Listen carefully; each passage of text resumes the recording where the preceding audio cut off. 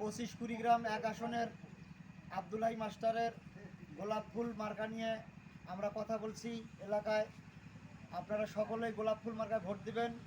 Abdul high master একটা স্বপ্ন আপনাদের মাঝে তুলে ধরেছে, সেই স্বপ্ন পূরণ করবেন আপনারা ভোট দিয়ে গোলাপ ফুল মার্কা।